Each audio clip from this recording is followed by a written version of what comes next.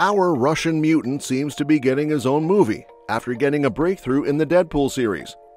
Colossus has one of the best stories, which ends with a sacrifice. So I am really looking forward to his movie and how it comes to life. So far, we have seen him in many movies.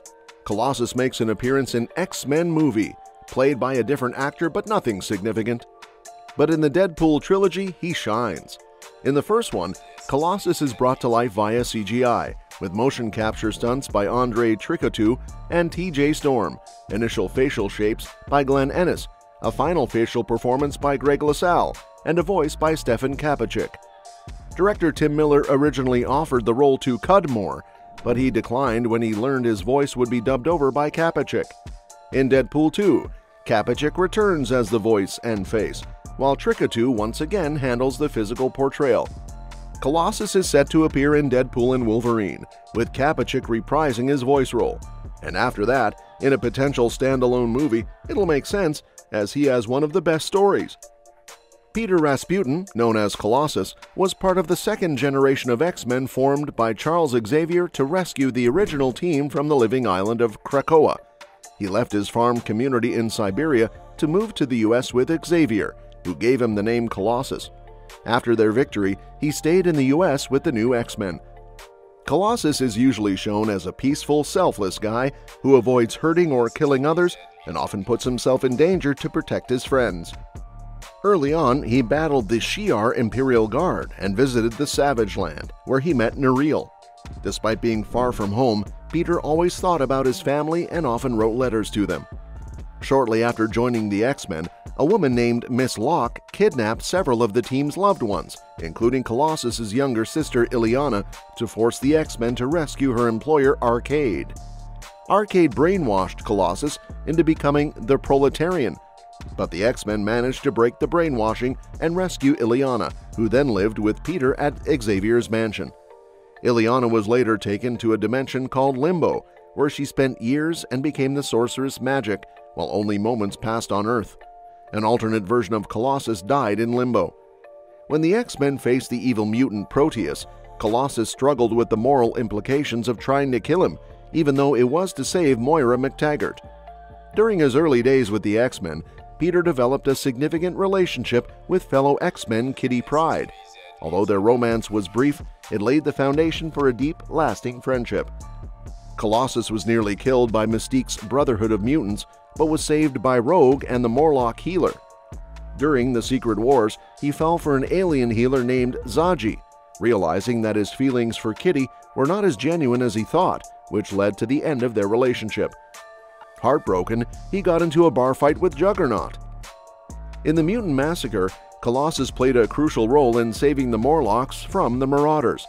After Kitty was seriously injured, he snapped Riptide's neck in a fit of rage, but then collapsed from his own wounds. Magneto and Shadowcat healed him, but he was left paralyzed and had to recuperate on Muir Island. Over time, Colossus's wounds healed, but he was stuck in his armored form and could only revert to his human form with great effort. He joined the X-Men in Dallas during the Fall of the Mutants, sacrificing himself with the team to stop the adversity. Revived by Roma, the X-Men decided to let the world think they were dead and operated from an Australian base.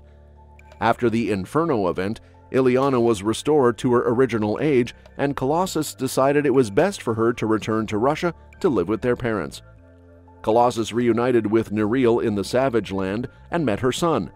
After the X-Men started falling apart with Rogue disappearing, Wolverine leaving, Longshot quitting, and Storm apparently dying, Psylocke nudged the remaining members to disband and go through the Siege Perilous to start new lives.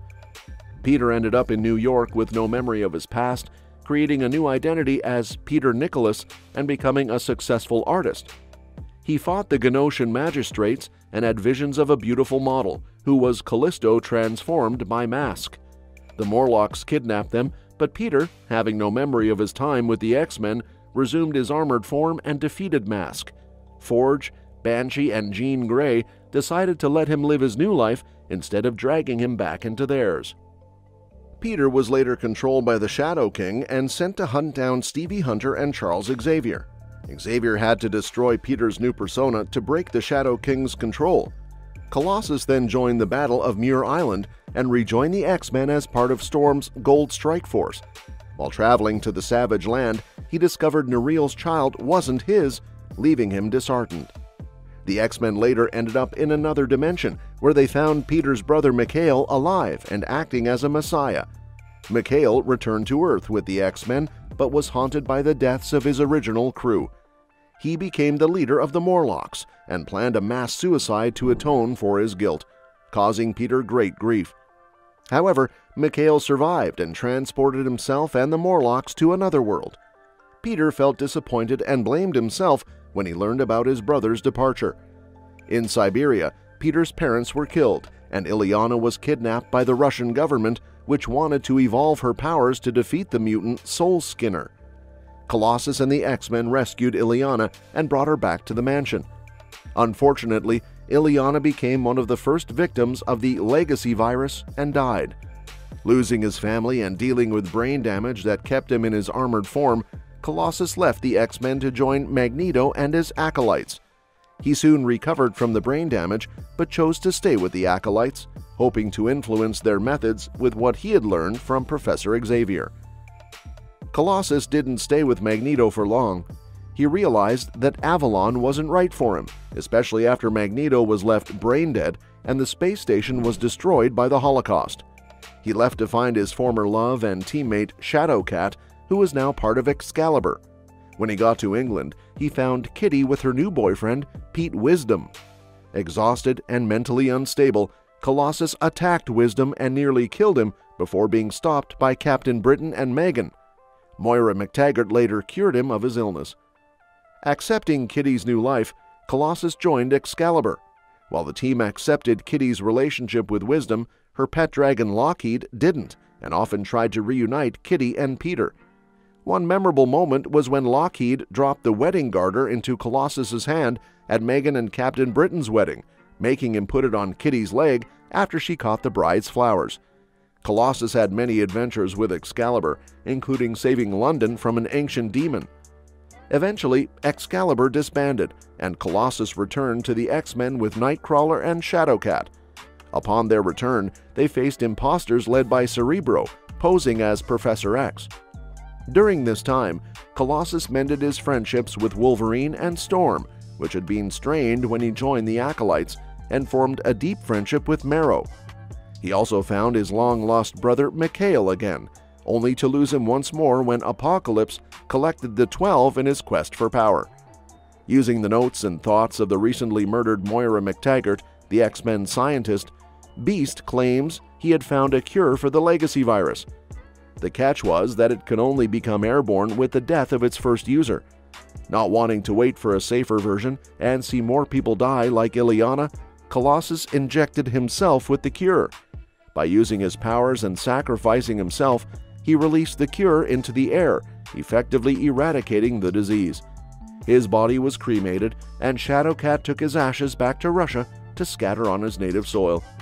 Well, that's it for today. Share your thoughts on this in the comments section with us. Don't forget to like, subscribe, and hit the bell icon to never miss an update. Thanks for watching the video, and we'll see you at the next one.